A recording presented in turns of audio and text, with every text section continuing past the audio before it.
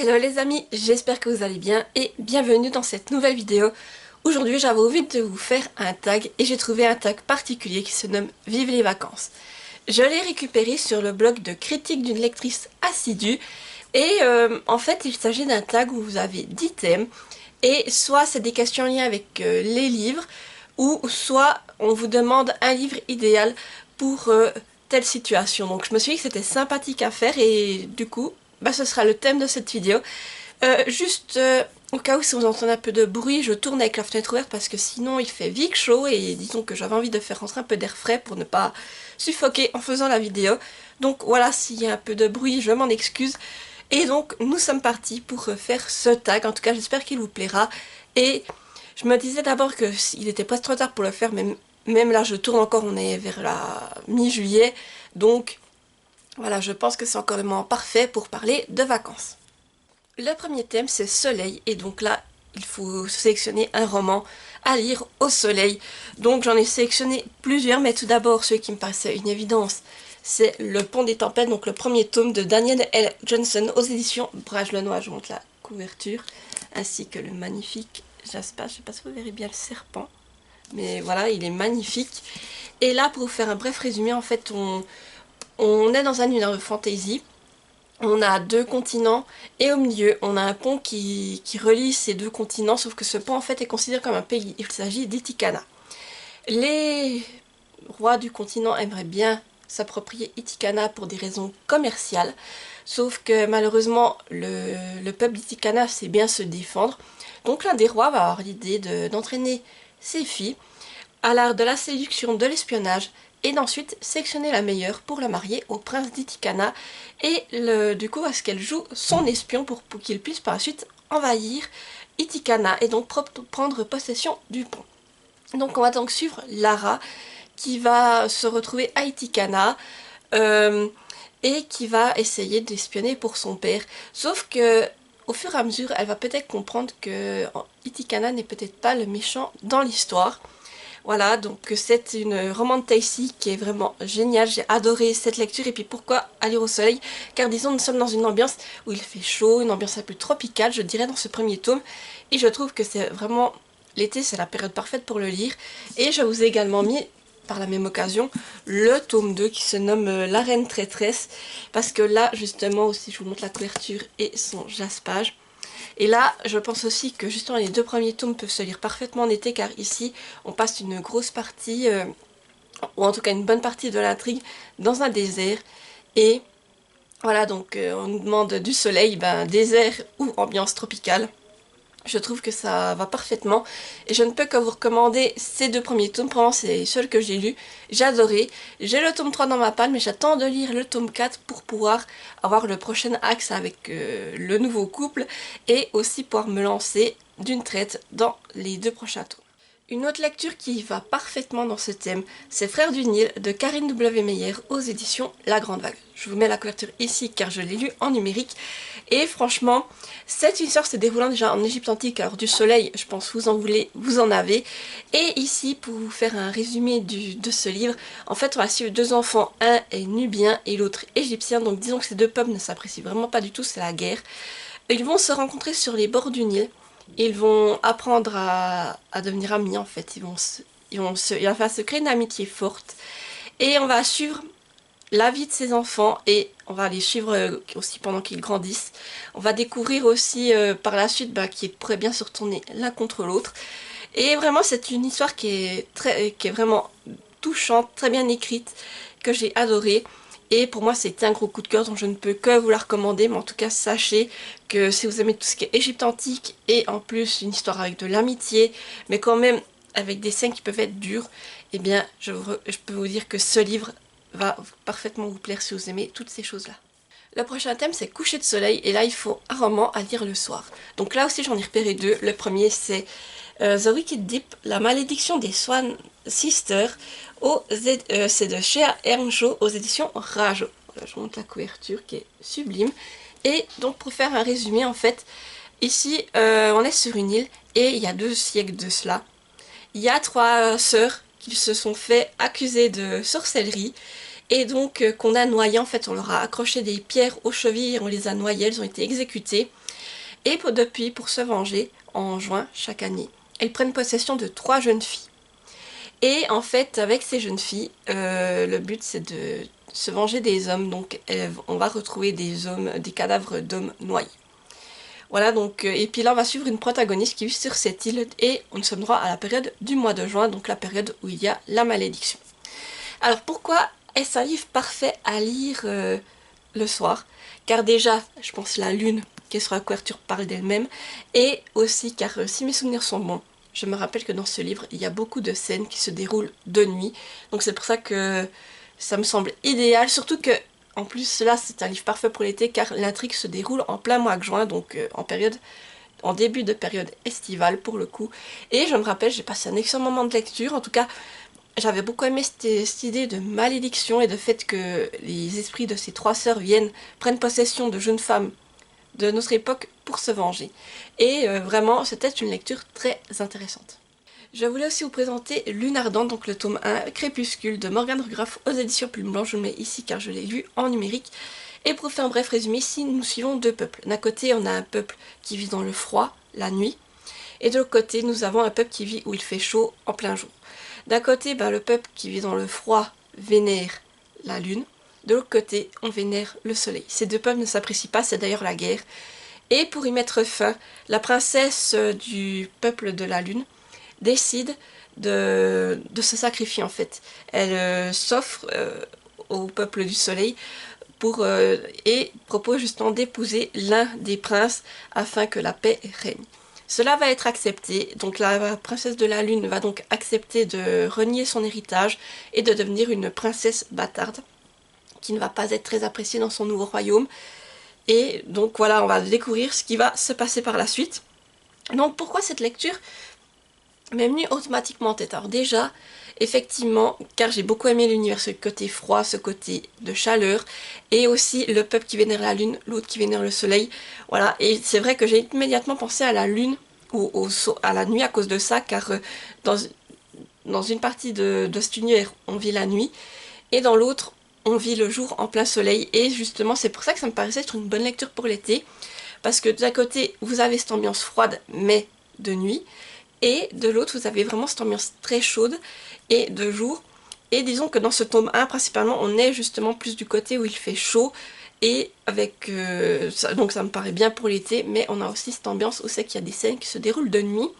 Donc là on est sur une dark fantasy, j'avais vraiment bien apprécié, c'est une duologie, et franchement je sais que je l'avais lu l'été passé à la suite et que j'avais passé un moment de lecture, c'était une bonne découverte et que j'avais particulièrement apprécié cet univers, ainsi que les créatures qui nous sont décrites, parce qu'effectivement le peuple de la lune s'allie à des loups géants, et le peuple du soleil, par contre, eux, ils ont des lions géants. Donc voilà, ça, j'avais vraiment apprécié ces particularités au niveau des peuples.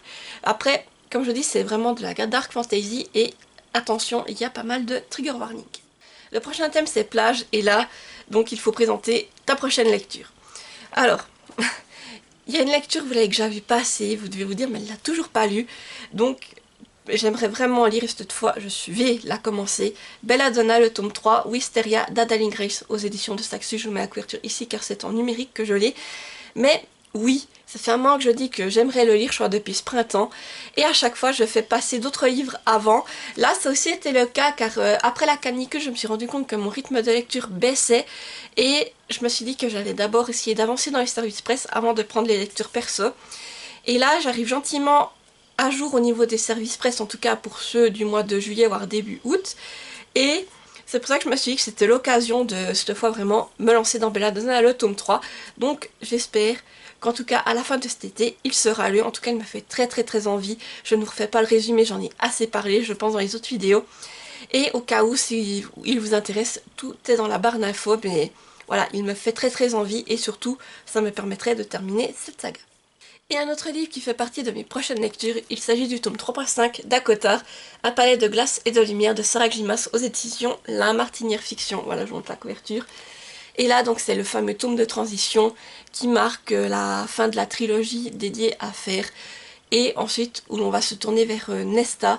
Donc, j'avais lu encore ce tome à l'époque et après, celui de Nesta serait une découverte. Mais je m'étais dit que j'avais fait une pause après la lecture du tome 3, je m'étais dit bah tu liras celui-là en juillet.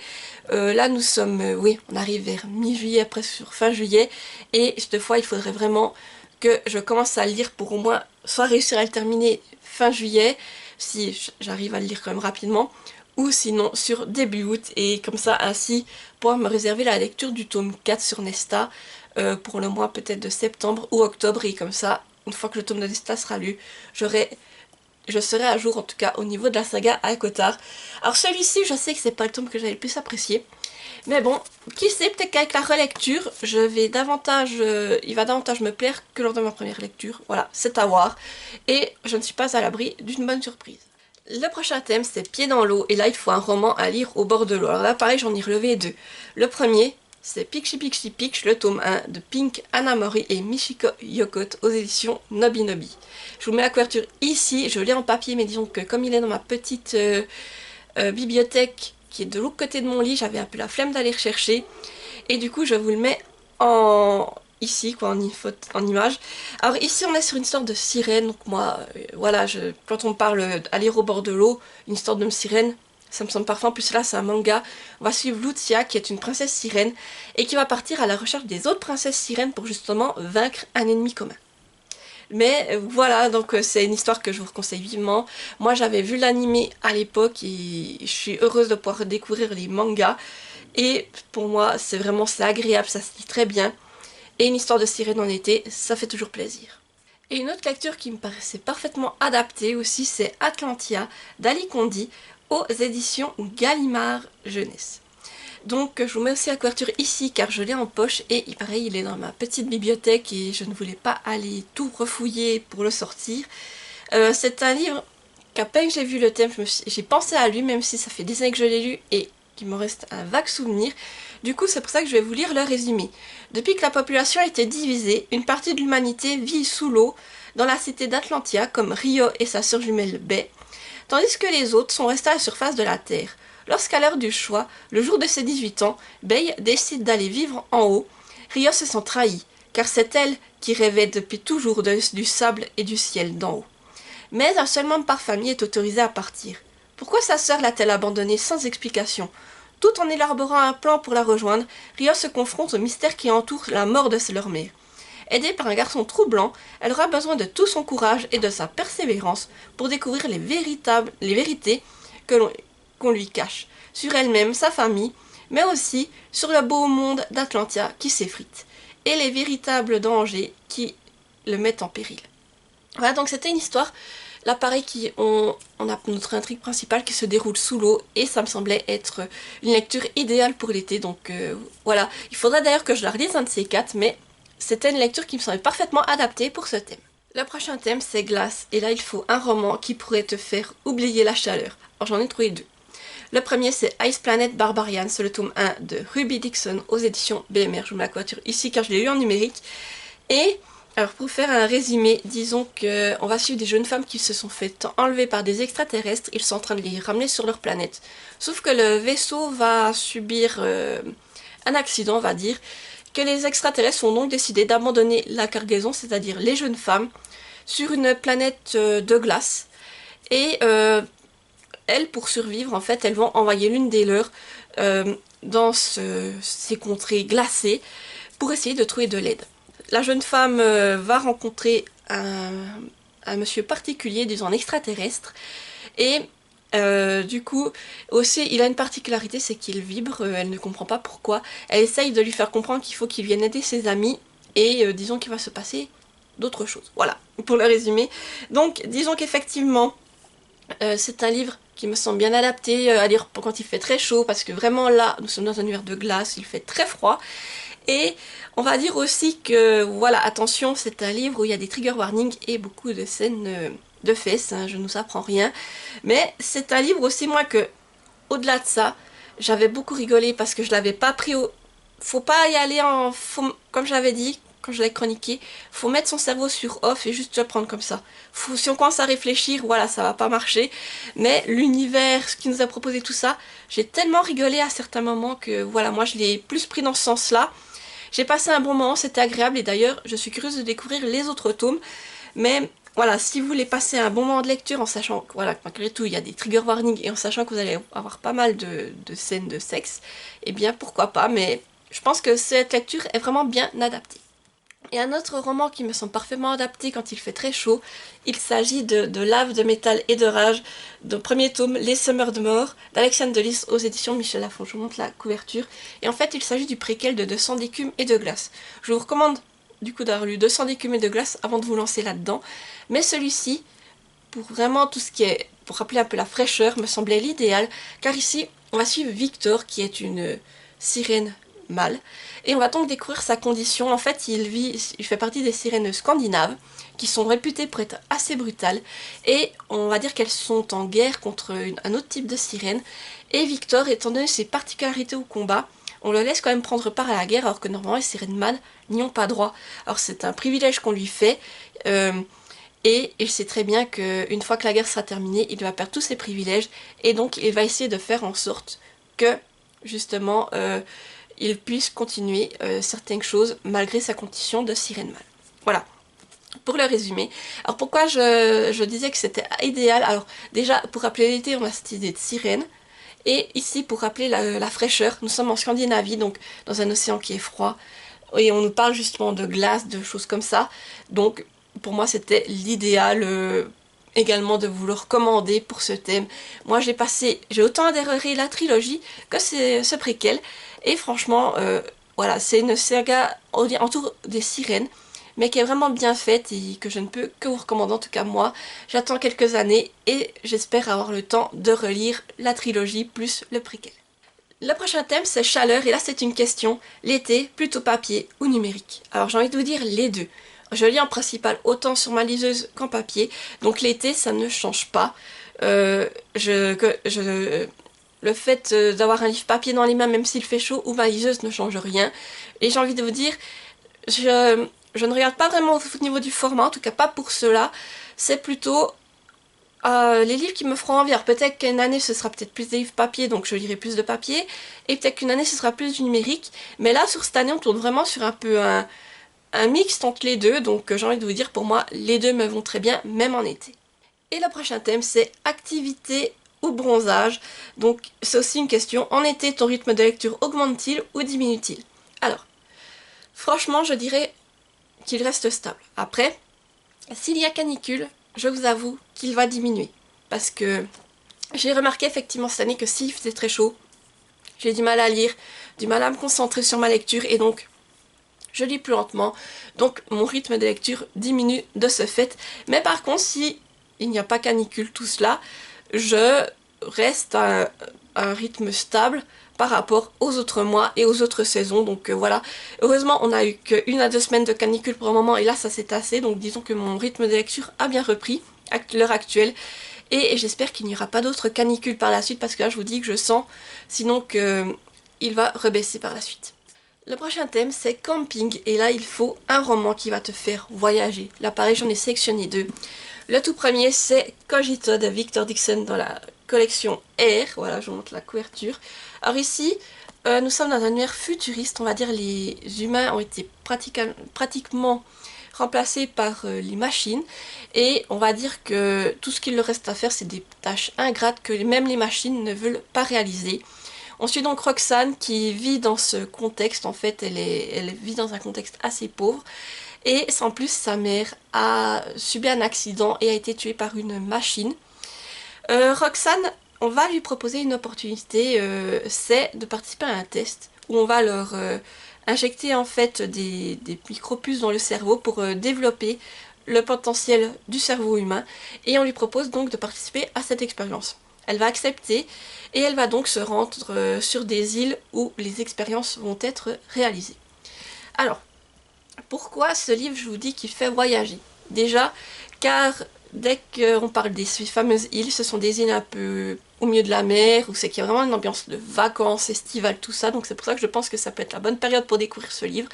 Mais il y a aussi ce côté science-fiction, futuriste, et le fait un peu de jouer avec le robot, l'IA, et de jouer avec les puces qu'on pourrait nous implanter dans le cerveau. Donc voilà, moi je trouve c'est un roman que j'ai adoré, que je ne peux que recommander. Et je pense qu'en été, il se dévore. En tout cas, je l'ai déjà recommandé à plusieurs personnes. Elles l'ont adoré également. Et voilà.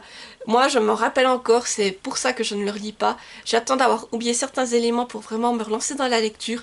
Mais voilà, moi, c'est un livre que j'avais adoré. C'est un des premiers livres de Victor Dixon que j'ai lu après Animal. Et vraiment, j'ai été transportée. En plus, ce livre est vraiment très bien fait.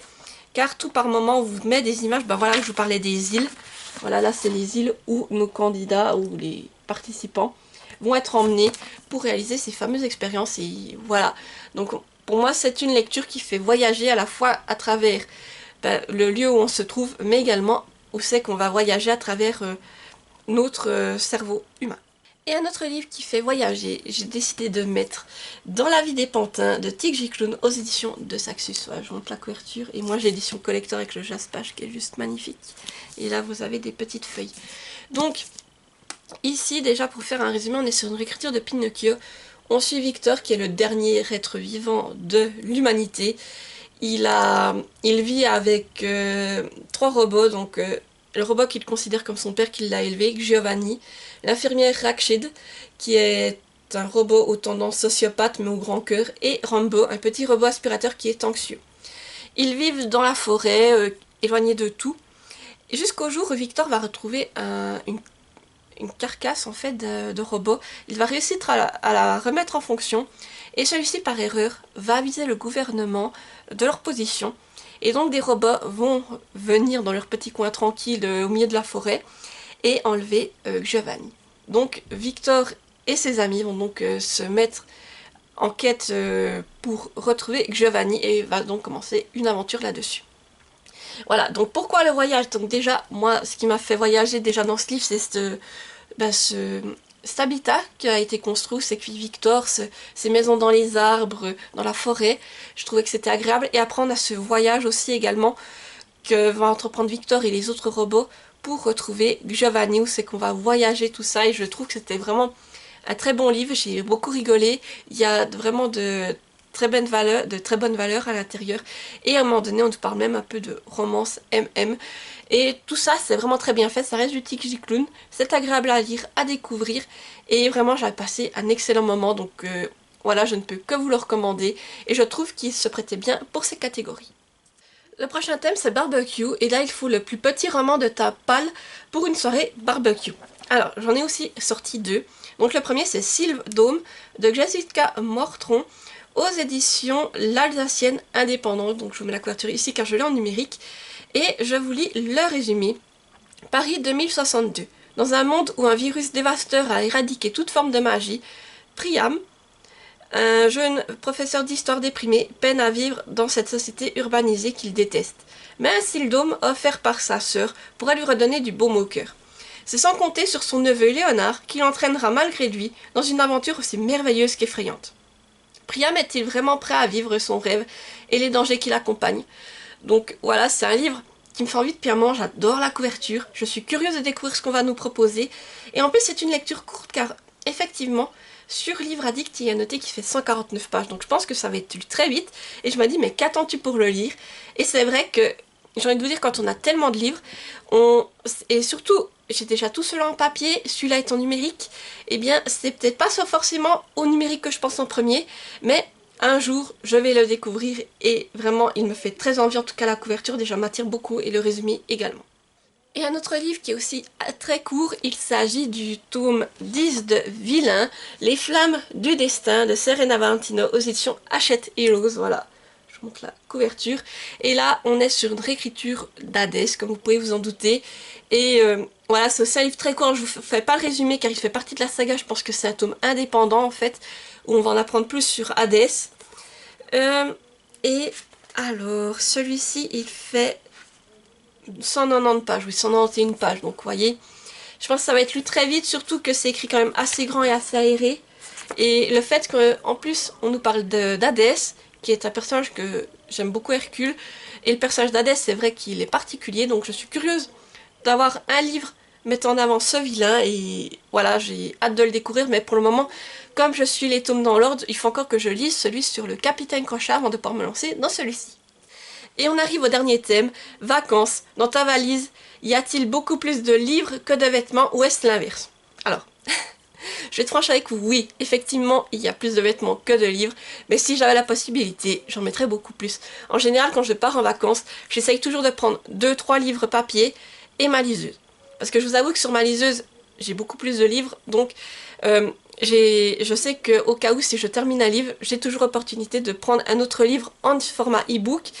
Et moi, je suis quelqu'un qui a toujours peur, ou plutôt qui a toujours peur de manquer de lecture pendant les vacances, de tout d'un coup lire tout ce que j'ai et de me retrouver sans rien à lire, et ça, ce serait la catastrophe. Et je vous avoue que depuis que j'ai mes liseuses, eh bien, cette angoisse s'est un peu envolée parce que voilà, je sais que j'ai mes 2-3 livres papier et ma liseuse, et que au cas où, si j'ai vraiment réussi à tout lire ce qui est mes livres papier, j'ai toujours plein d'autres livres disponibles sur ma liseuse, donc je ne serai jamais à court de lecture, donc c'est la bonne solution et ça me permet aussi de transporter moins de livres lors de voyages. Et voilà, j'arrive au bout de ce tag. Je vous mettrai les questions en barre d'infos si ça vous intéresse de le reprendre. Et si vous le reprenez, n'hésitez pas à me mentionner pour que j'aille voir votre version. Sinon, comme d'habitude, n'hésitez pas à laisser un petit pouce en l'air pour soutenir la vidéo, activer la petite cloche pour ne pas rater les prochaines.